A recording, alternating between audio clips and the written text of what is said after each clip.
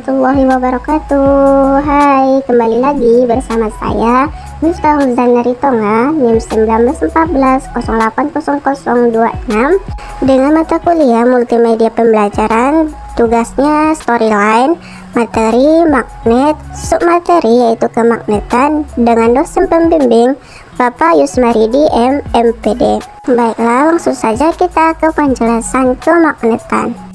Apakah teman-teman suka bermain magnet saat kecil? Dan pernahkah teman-teman bertanya, kenapa ya sebagian benda ada yang dapat ditarik magnet dan juga ada yang tidak dapat ditarik magnet? Nah, biar gak bingung lagi, ikuti video ini sampai selesai yuk. Di video ini kita akan membahas tentang kemagnetan. Tahukah teman-teman, kata magnet diambil dari nama sebuah daerah di Yunani, yaitu Magnesia. Di Magnesia, orang Yunani menemukan batu yang dapat menarik besi atau baja atau logam lain sekitar 400 tahun yang lalu. Jadi, magnet adalah benda yang dapat menarik benda lain di sekitarnya yang mempunyai sifat kemagnetan seperti besi atau baja. Berdasarkan sifat kemagnetannya, benda dapat dikelompokkan menjadi benda magnetik dan benda non-magnetik. Benda magnetik adalah benda yang dapat ditarik magnet, misalnya benda yang terbuat dari logam. Sedangkan benda non-magnetik adalah benda yang tidak dapat ditarik magnet, misalnya benda yang terbuat dari plastik, kayu, kain, dan gabus. Untuk lebih memahaminya, perhatikan klasifikasi benda-benda berikut. Penghapus terbuat dari gabus, nikel terbuat dari logam, besi juga terbuat dari logam, kayu, baja, galon berbahan plastik, tembaga, dan handuk. Benda magnetik dapat dikelompokkan menjadi benda feromagnetik, paramagnetik, dan diamagnetik. Benda feromagnetik adalah benda yang ditarik magnet dengan kuat, contohnya besi dan baja. Benda paramagnetik adalah benda yang ditarik magnet dengan lemah seperti platina dan aluminium. Dan yang terakhir adalah benda diamagnetik atau benda yang ditolak magnet secara lemah, misalnya seng dan bismut. Jadi sekarang udah nggak bingung lagi ya, mengapa beberapa benda tertarik magnet sedangkan beberapa benda lain tidak tertarik magnet. Oke, selanjutnya kita akan membahas tentang sifat-sifat magnet. Sifat yang pertama yaitu magnet dapat menarik benda-benda magnetik. Sifat yang kedua, magnet memiliki dua kutub yaitu kutub utara dan kutub selatan. Kemudian daya tarik yang paling kuat ada pada kutub magnet.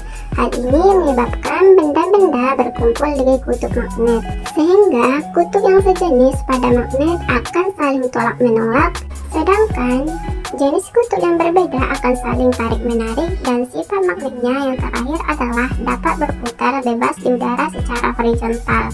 Pernahkah teman-teman mendengar istilah magnet elementer? Magnet elementer adalah magnet kecil yang membentuk magnet. Setiap magnet terdiri dari magnet kecil yang memiliki sifat yang sama dengan magnet, yaitu memiliki dua kutub, kutub utara dan kutub selatan.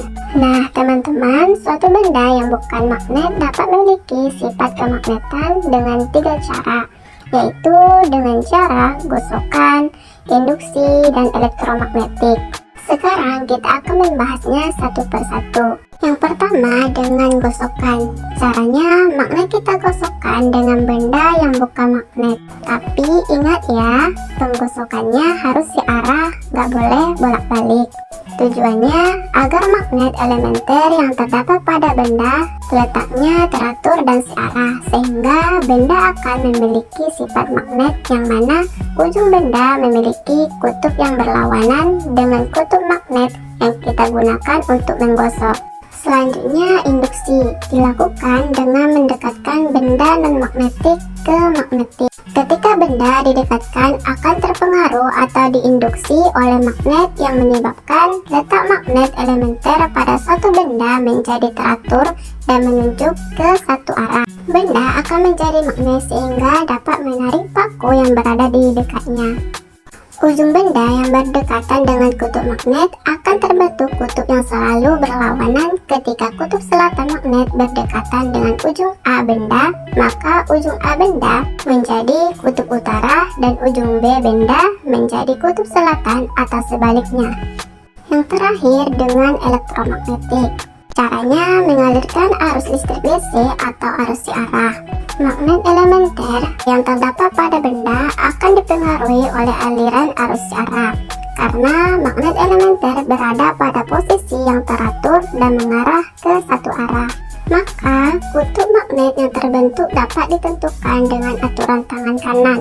Ibu jari menunjukkan kutub utara dan 4 jari lainnya menunjukkan arah arus listrik. Sedangkan untuk menentukan arah medan magnet, ibu jari menunjukkan arus listrik dan keempat jari lainnya menunjukkan arah medan magnet. Jadi jangan lupa lagi ya bahwa arus listrik ditunjukkan oleh 4 jari di kutub magnet, sedangkan di medan magnet arah arus listrik ditunjukkan oleh ibu jari. Sekarang kita sudah tahu bagaimana cara membuat magnet. Nah, magnet juga dapat dihilangkan sifat kemagnetannya. Apakah teman-teman tahu bagaimana caranya? Sebuah magnet akan hilang sifat kemagnetannya jika magnet dipanaskan, dipukul, dijatuhkan, dan dialiri arus listrik AC atau arus bolak-balik. Paham ya teman-teman?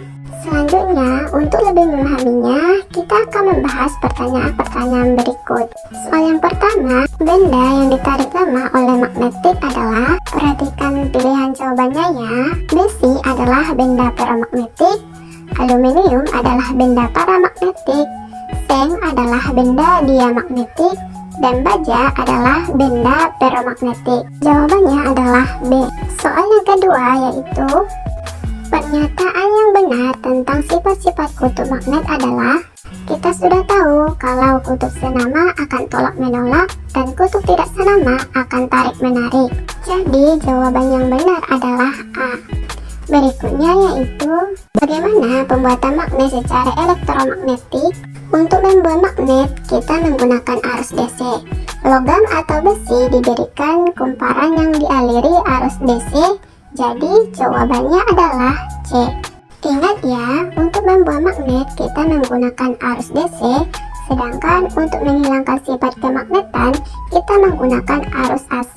Soal yang terakhir yaitu, cara membuat magnet dengan digosok yang benar adalah, teman-teman, membuat magnet dengan cara digosok harus dilakukan searah. Kutub magnet yang digosokkan akan sama dengan bagian awal gosokan pada benda yang akan dijadikan magnet. Jadi jawabannya adalah D.